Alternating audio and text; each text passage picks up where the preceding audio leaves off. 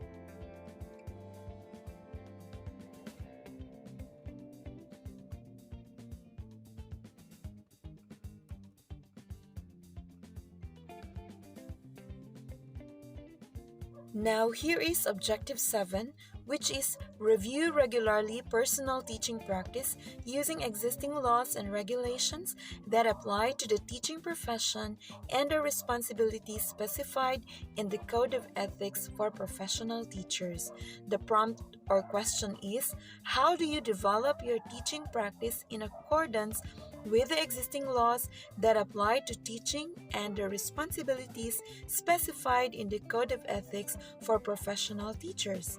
How do you develop your teaching practice in accordance with existing regulations? Based on this prompt, the following are our 4 situation questions and sample answers.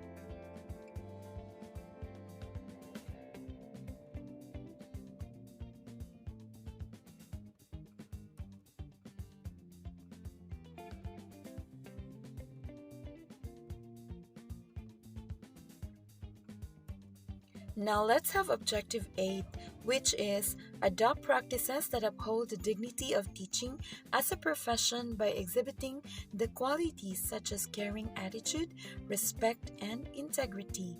The prompt or question is, in which practices do you show care, respect, and integrity to learners, colleagues, parents, and other education stakeholders?